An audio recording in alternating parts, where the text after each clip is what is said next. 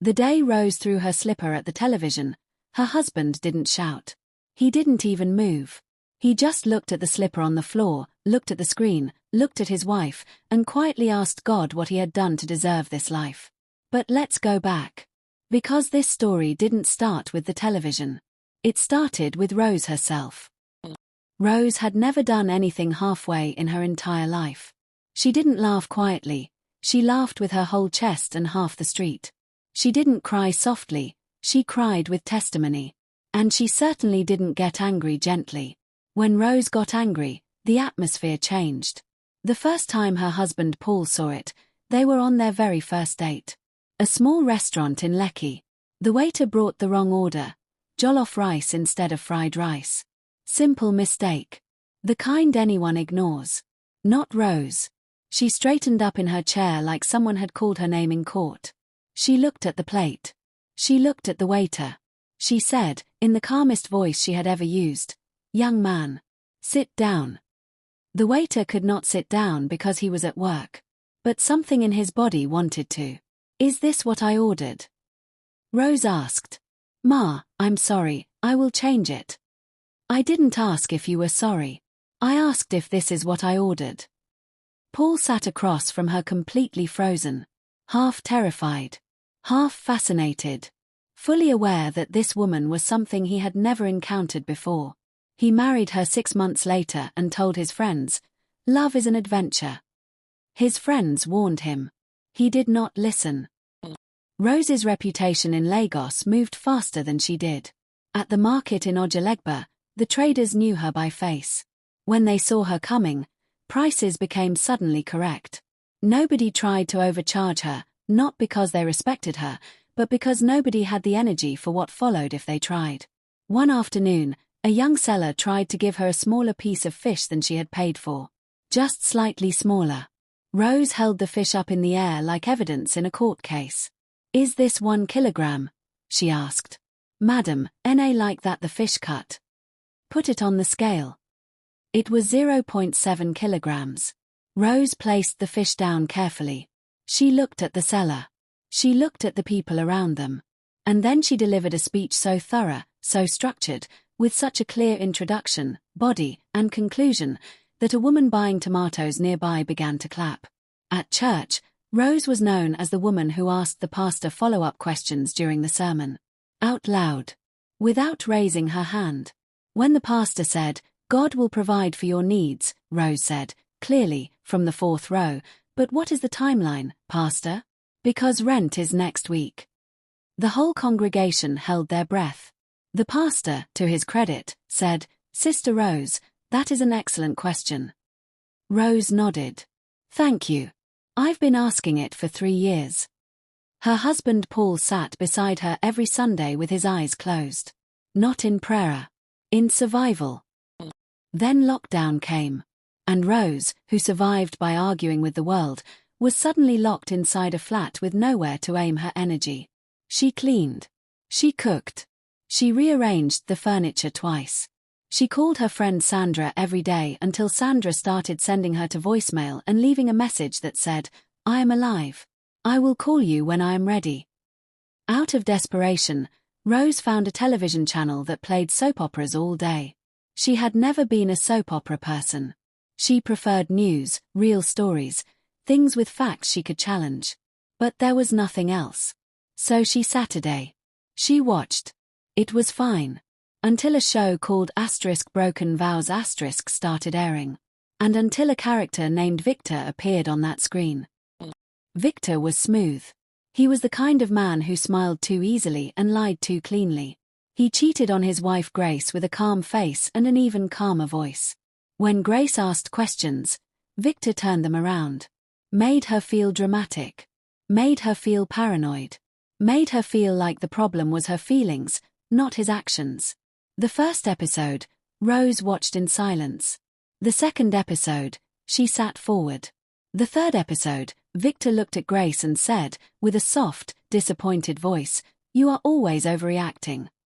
Rose stood up. "Overreacting?" she said to the television. Paul looked up from his newspaper. "This man," Rose pointed at the screen, "is calling her dramatic when he is the one lying." You see this? This is manipulation. This has a name. Rose. Don't rose me. You see what he's doing? He's making her doubt herself. Paul looked at the screen. Victor was smiling. The kind of smile that knew exactly what it was doing. Paul looked back at his wife. And he said nothing. Because he recognized that look on her face. It was not the look she wore when she was angry about fish at the market. It was something older than that. From that day, watching the show was no longer a hobby. It became a mission. Rose prepared before every episode like she was going to war. She positioned her pillow. She placed her water nearby. She sat at the exact angle that gave her the best view of Victor's lying face. Paul tried to read his newspaper beside her. He could not. Because every few minutes Rose stood up, sat down, pointed, whispered threats, and once, just once, applauded when Grace caught Victor in a lie. Tell him. Rose shouted at the screen. Tell him exactly what I told you to say. Paul put down his newspaper. Grace cannot hear you. But I can hear myself, Rose replied, and that is what matters. The neighbor upstairs, Mr. Tunde, knocked on the ceiling with what sounded like a broom. Rose knocked back on the wall. Paul moved his chair 3 feet away from his wife. Then the show began doing something to Rose that she did not notice at first. Victor's behavior started showing up in places it did not belong. One morning, Paul laughed at something on his phone. Rose appeared immediately. What is funny? A meme. From my work group. Show me. He showed her. It was a joke about Lagos traffic. Completely harmless. But Rose looked at it longer than necessary. Who sent this? The office group. Mixed group. Yes. Who sent this specific one? Paul looked at his phone. Sandra from accounts. Rose folded her arms. Why is Sandra from accounts sending you things? Paul stared at his wife. It is a work group, Rose. With 40 people in it. Rose said nothing.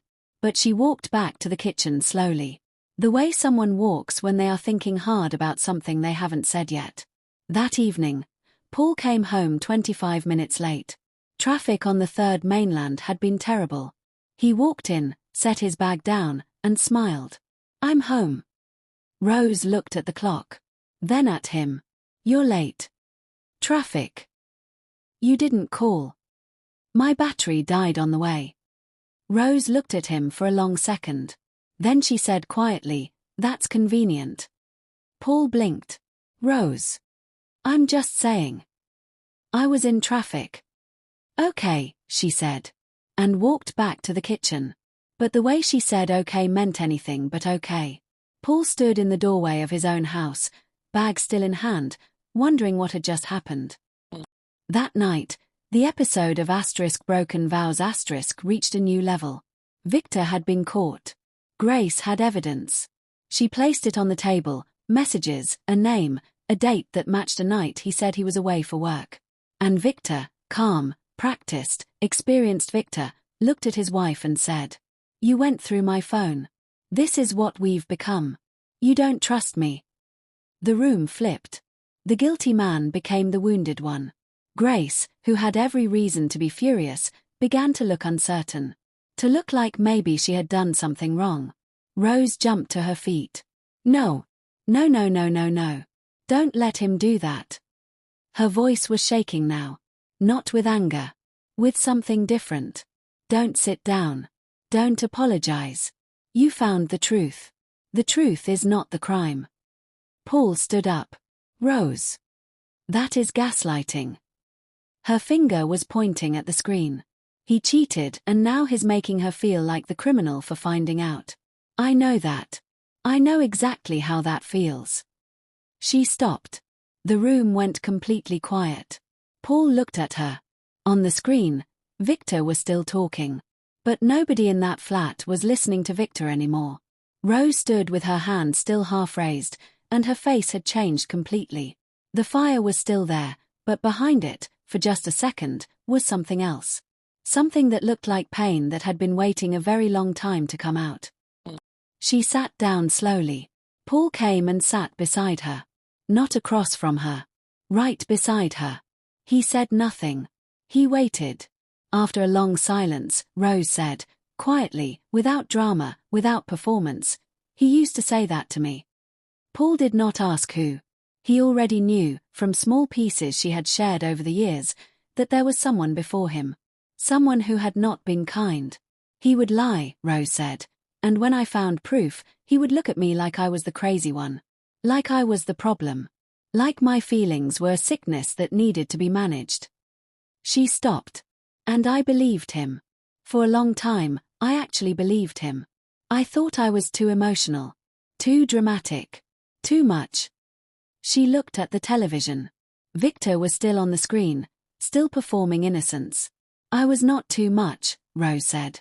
"I was just with the wrong person." Paul exhaled slowly. "So when Victor does it to Grace," she said, "something in me goes." She pressed her fist to her chest. "He." Paul looked at her. Really looked at her. Not at the woman who argued with market sellers and pastors and television screens. But at the woman underneath all of that. The one who had learned that the world only listened when you were loud enough to force it. He said gently, "You've been fighting him this whole time." Rose wiped her face quickly. "I thought I was over it." "You never dealt with it," Paul said. "You just became louder." She looked at him. He wasn't saying it to hurt her. He was saying it because it was true. And she knew it was true. That was the night everything shifted. Not dramatically. Not with a speech or a single grand moment. Just quietly. The way real things shift. Rose started therapy 3 weeks later. She sat in a small, clean office in Ikeja and told a woman named Dr. Amora everything. The receipts she had found. The voice she had heard. The night she confronted him and ended up apologizing. The years she spent wondering if she was simply too much for any room she entered. Dr. Amora said, "You were not too much. You were gaslit. And your body learned to protect itself the only way it knew how." Rose sat with that. "I became louder," Rose said slowly, "so nobody could ever make me feel small again." Dr. Amora nodded.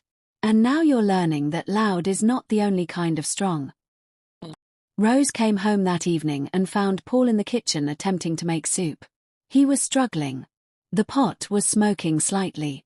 He had the expression of a man who had started something and deeply regretted it. Rose walked in. Looked at the pot. Looked at him. "What are you doing?" "Cooking," he said, with more confidence than the situation deserved. "That is not cooking," Rose said. "That is a threat." Paul laughed. And Rose laughed. And the kitchen filled with something warm that had nothing to do with the smoking pot. She gently moved him aside and took over. He stood beside her and watched and talked about nothing important.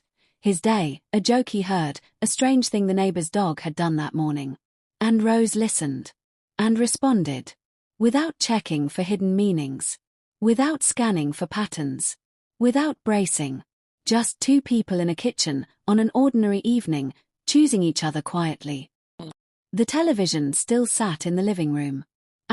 Broken Vows still aired every evening. But Rose watched it differently now. She still reacted. She was still Rose. She would always be Rose. She still pointed at Victor and shook her head. She still muttered warnings at Grace. But she no longer shook when she watched it. She no longer felt that old fire rise from somewhere dangerous. She was watching a story now. Not reliving one. One Sunday after church, where Rose had, to everyone's relief, only asked the pastor one follow-up question. She and Paul sat on the balcony of their flat with cold drinks. Paul said, "You seem different." Rose looked at him. "Different how?" "Lighter," he said. "You seem lighter." Rose looked out at the street below. A hawker was arguing with a bus driver. A child was chasing a dog. An old man was sitting outside his shop, watching everything, unbothered. "I put something down," Rose said simply. Paul nodded. "I carried it for a long time," she said. "I didn't even know how heavy it was until I started letting it go." Paul reached over and held her hand. She let him. The woman who once argued with the television, the market, the church, the waiter, and the weather had not stopped being herself. She was still loud. Still sharp. Still the kind of woman who made rooms aware of her presence. But now she knew the difference between fighting something real and fighting a ghost. And she had finally, quietly, respectfully, told the ghost to leave. Some women are dramatic because they were once silenced. The noise was never the problem. It was the wound underneath it. And wounds, when properly treated, don't disappear. They become strength.